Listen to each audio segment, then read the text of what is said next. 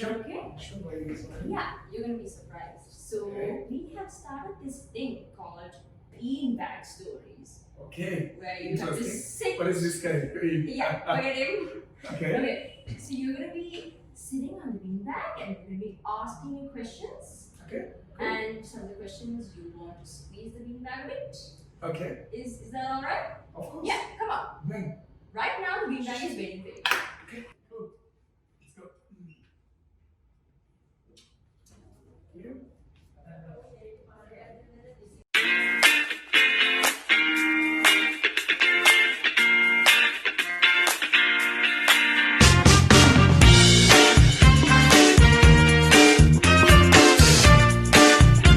Welcome to the first episode of BeanBag Stories. Okay. So, you know what we did? We actually put a poll on Instagram and we wanted to know what they would want to ask the CEO of Rootcode Labs. Okay. So, we got a lot of questions and Okay. we filtered them, and I've got some interesting questions for you to answer. Nice. So, yeah? Yeah. Should we go ahead with the first one? Absolutely. Yeah. Okay. Alagan, so could you tell me who Alagan really is? So we know you are the CEO of Rootcode Labs, but who really is Alagan? I wish that's. I guess that's a never-ending search that I always do. Yeah. In very simple terms, just like everybody, it's a very simple guy, coming from a very ordinary background. At some point, who got a bit crazy and wanted to do some crazy things. Who is still trying, who is still hustling. What are those crazy things? What were them? Like what we do, like everything. So I think it all became a transition when I got into softwares and IT to start with, and from choosing to do software engineering in college to all this, it has been a hell of a ride for me. Yeah, it has been a hell of a ride. How did all this happen? How did Rootcode Labs start? How did you get here? When did it all start to happen? When did it just click you? And when did your mind picture something like this? To be honest, I did not picture something like this when I first got into software-related business. When I was in college and I have done a couple of internships abroad, and I've been part of different organizations, working for different people, and this was a time while I was starting to understand that I am in the industry potentially that might change the world in a lot of ways. So I was this young person who saw like all these technological transition that happens from internet to smartphones, and I've always been fascinated. And when I was in third year, I met somebody who possibly kind of changed the path I would go into. So this person asked me, I really want to build a great mobile app. It's difficult because I want to build an app that's very intelligent and also kind of understands on what pitch people sing. And I was like, okay, good. And he said, if you can build it for me, I will pay you. And I was like, okay, so I need people to build it. This is not one-man work. Yeah. So I had an option because I had somebody who is willing to pay to build something. But that's tough. I was, let alone in my early 20s, with very less clue myself about programming. So I kind of sat down and thought whether, okay, should I do this or should I not? What are the pros? What are the cons? On the pro side, maybe I might be able to build a successful consulting company out of it. I might also gain a great exposure in building software, building apps. And I might also prove myself that I could do something. Right? On the con, I'll be getting into entrepreneurship. I don't have anybody in my family who does it. It's kind of something very new. Yeah. I'm thankful that I kind of decided to go forward. We started a company. I rented an office behind BMICH. It's a house. I rented a house and then put up tables and chairs and called it an office.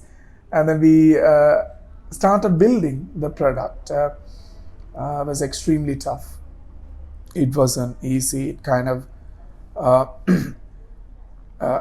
killed me for a long time.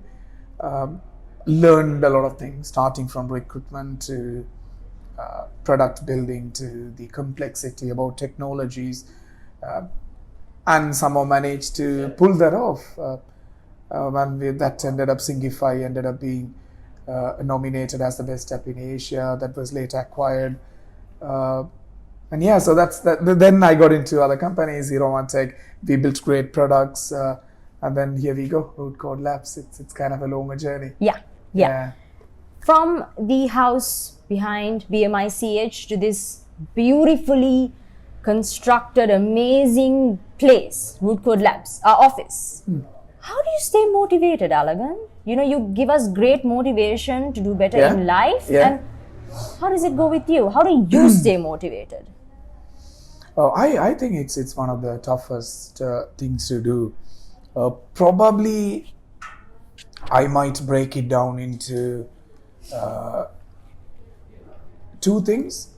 One of that is to have the right philosophy about life, which is so over the years I kind of learned some really good lessons in life, especially personally. So some of them have strengthened my beliefs, the philosophy that I have.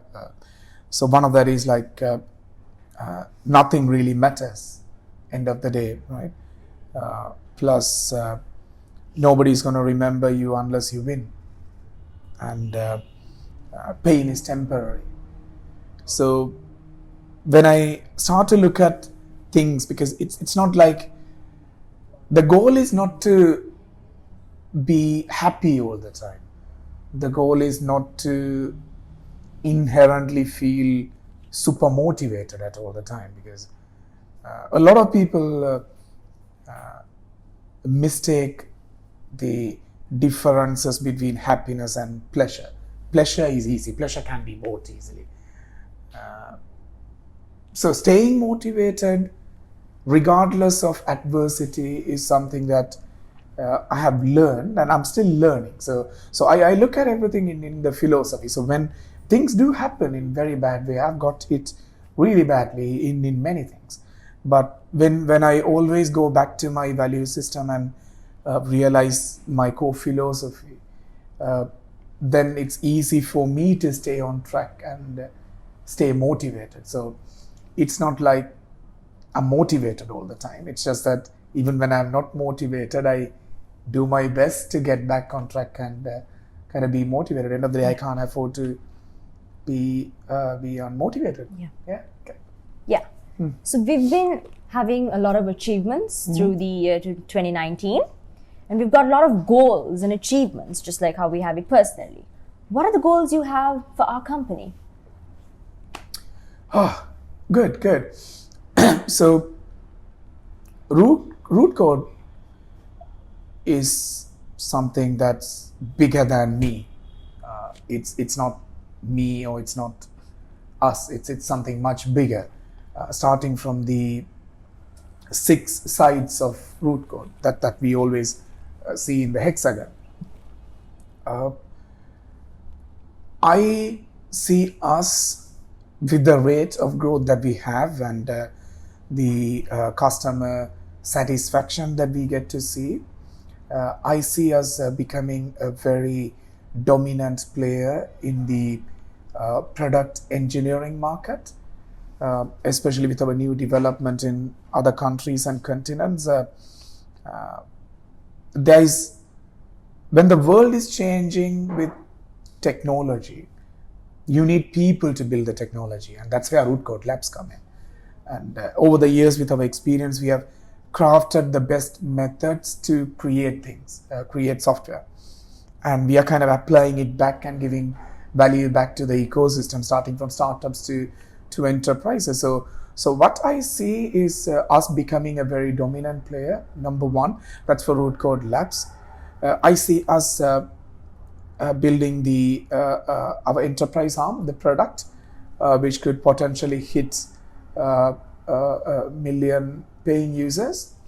I see us becoming a dominant builder of great AI, which we have already started.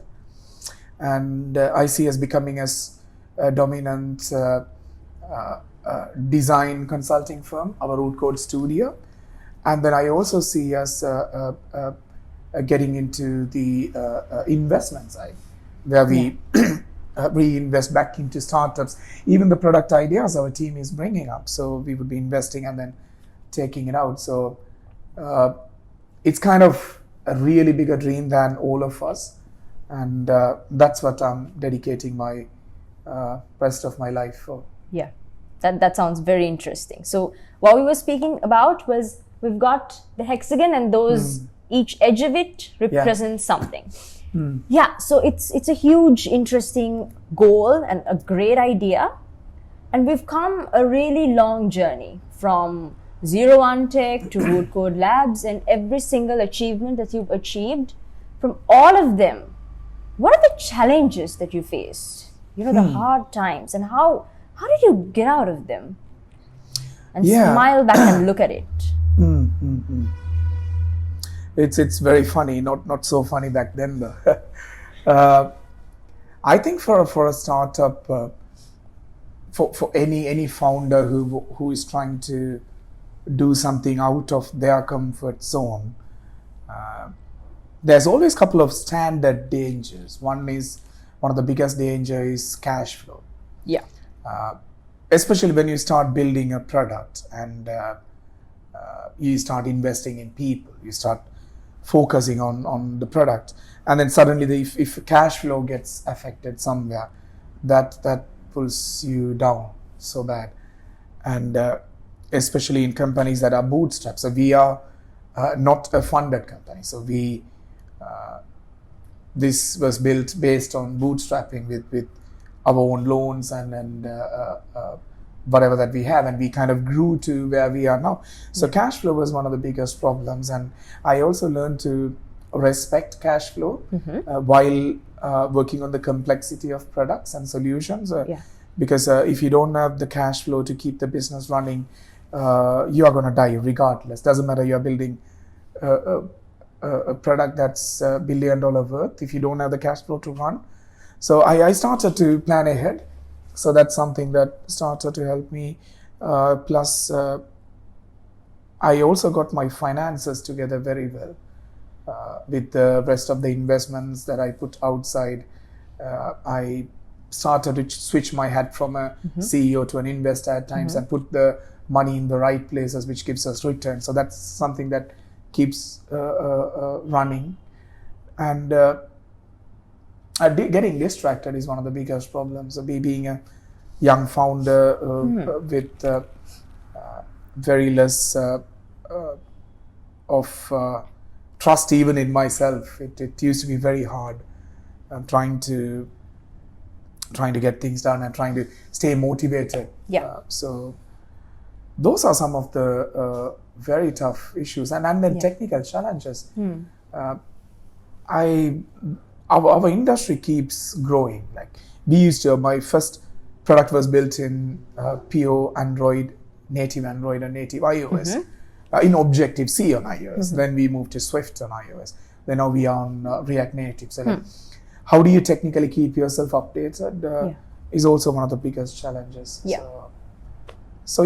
So those are some of the biggest So how do you keep yourself updated? We've been getting cakes, like Rootcode Labs, we've been getting cakes most of the time, and we don't know how it ends up in the kitchen pantry. Alagan, who's been sending us all these yummy cakes? I don't also know. You don't know? I wish people who send the cakes put their names on it. Please put your names on when you send the cakes. They're really yummy. We really want to know who loves Rootcode Labs so much. Yeah. We've been getting really good cakes. Super yummy. But whoever is sending, the people who are having the most fun are these guys. So Thank you so much. On behalf of Rootcode Labs, thank you so much. Okay, yeah. Alagan, Yes. you've been like, you are and you've been a great mentor to all of us. Okay. For every... Good to know. Yeah. The Okay. entire team Okay. always looks up to you, and you've been a great mentor. Mm-hmm. And for the ones, our audience, the ones who are going to look at this video, the young ones who Okay. want to someday be like you, a CEO, a great mentor, what advice do you have to give to them, you know? Yeah, so don't chase money to start with, because most of the CEOs who want to be a CEOs, or even who want to be successful, they think money is the goal, but it's not true. Money is a byproduct. When you focus on solving problems, when you solve a problem that the world needs in some way or the other, it can be as tiny as a tiny industry which requires a solution, or it can be as big as the world requiring something like renewable energy. Focus on solving that one problem, and money will follow you. So that's number one, I would say. Number two is reset your perspective about problems and adversity, because when I sometimes look back and see how it's kind of easy for me to get hit and then keep running, is probably because of my background, the way I grew up in an ordinary family, trying to meet ends every month, and going through like the general problems of average families. So that kind of gave me a perspective about how to handle things. So you gotta be ready to get hit, feel upset, Yeah. and still keep running.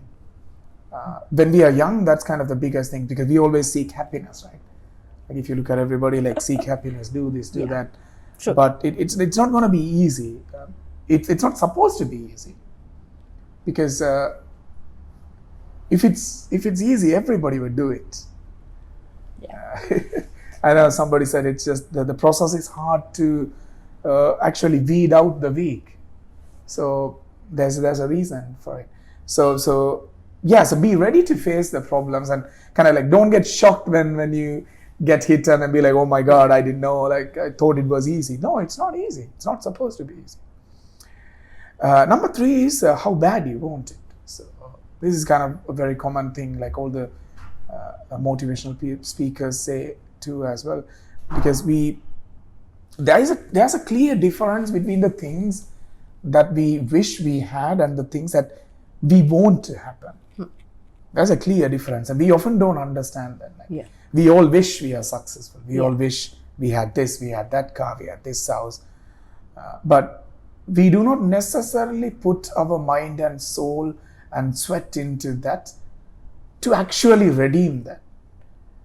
A lot of people want things, but they don't pay the dues to get there. So if you want to be a CEO, and if you want to even build something great, it doesn't matter. It can be a shop, it can be a restaurant, it can be anything like you want to do. But always make sure that you really want it, and kind of get your stuff together to want it more.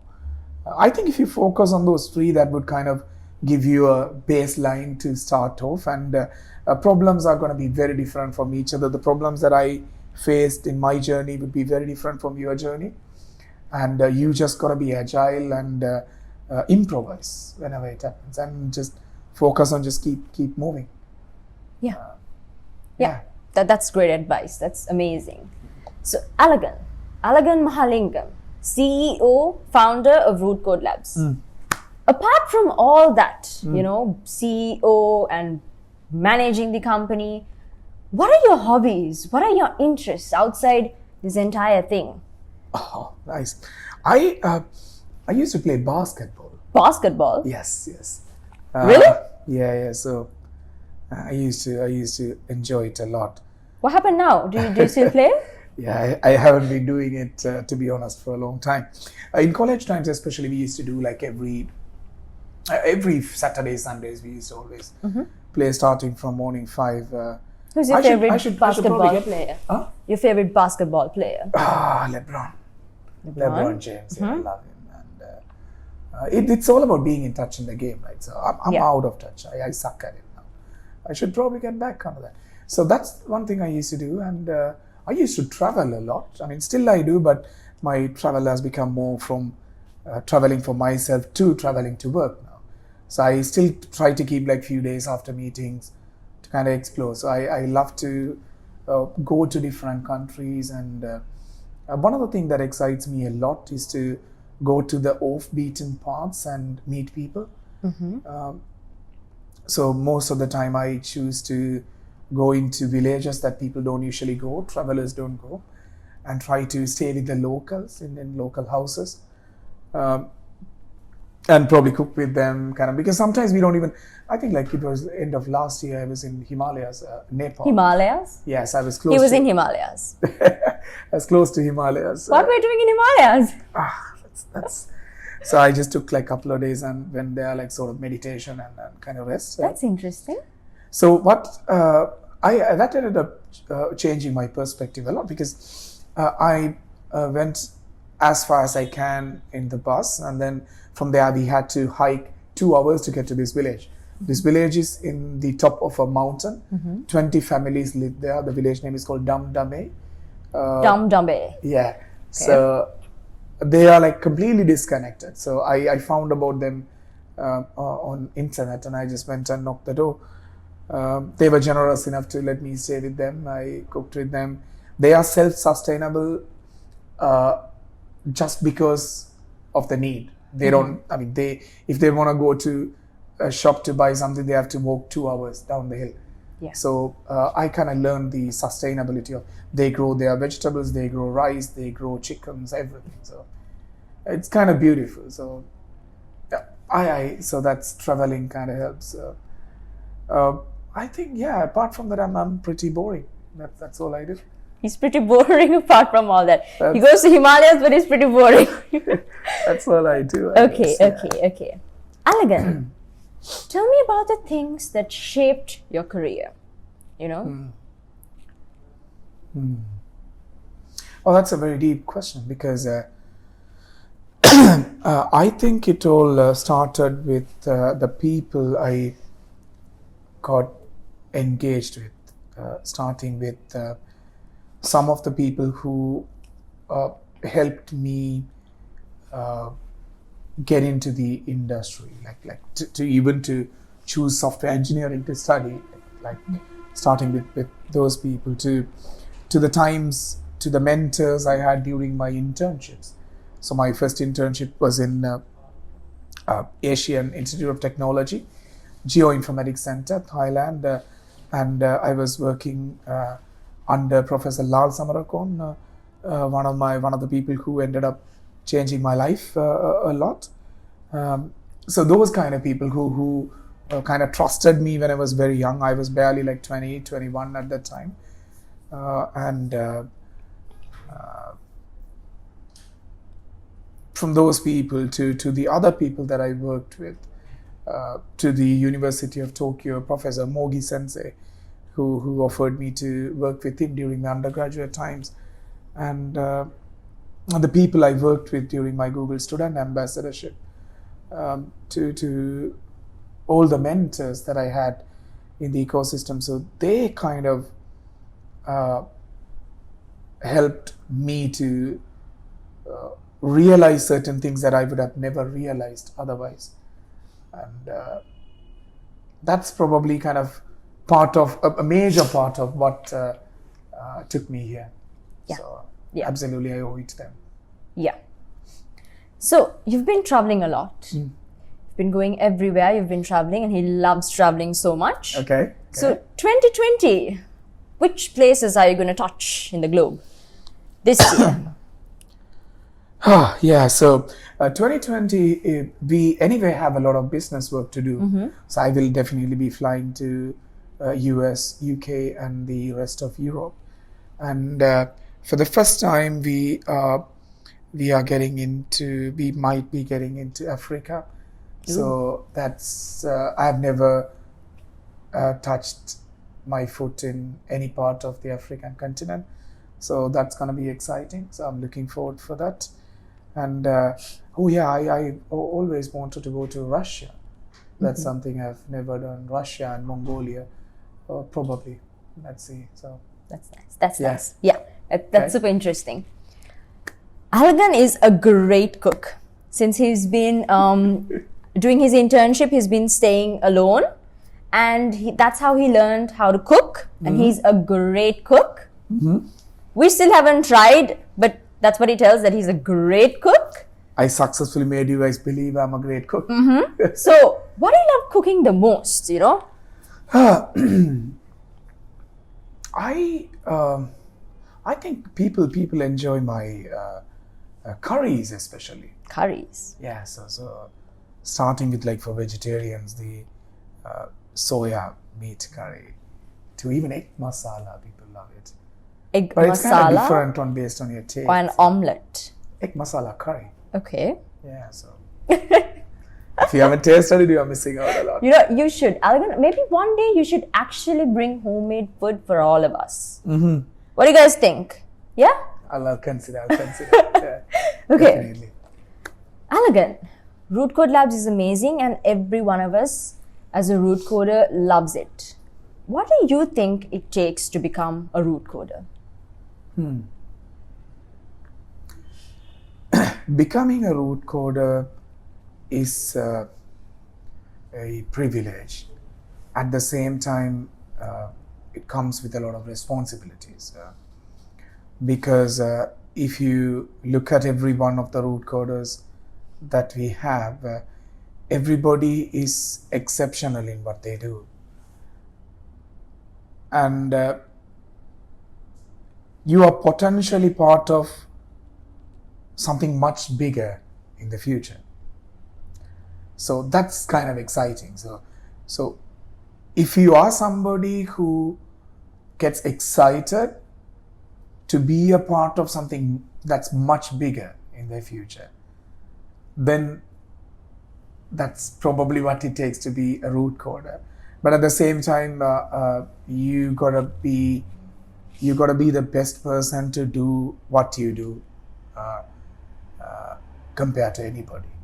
And we root coders push themselves and also the others around us. So that's probably what it takes to shine as a root coder, I would say. Yeah. Okay, so 2019 has been an amazing year for Rootcode Labs. We've had great milestones, we reached great milestones, we did amazing things, so many things to look back, smile, and be happy. What do you think are the future plans for Rootcode Labs? What are the new stuff that's been cooking? Yeah, so I think probably just to summarize our next steps is to grow into different markets, make Rootcode Labs, our consulting arm, very strong, make our enterprise arm, make the product become perfect and make it ready for millions of users. Make that a $1 million company. Let the Rootcode Studio run by changing the designs of everything that happens in the industry by influencing great design and UX. Get Rootcode AI becomes one of the most influential AI builders, AI consultants in the world. And I'm extremely excited for 2020 because this last year has been remarkable. So, and we have done the foundation for a lot of things, like we have an office in Estonia now, Europe. So so all of the work that happened in 2019 is going to realize now. So our future plan is like to get where we always wanted to get, and I'm so looking forward for it. Thank you, Alagan, for being part of the first episode of BeanBag Stories. Yeah, And I will glad. see you guys on the episode 2 of BeanBag Stories.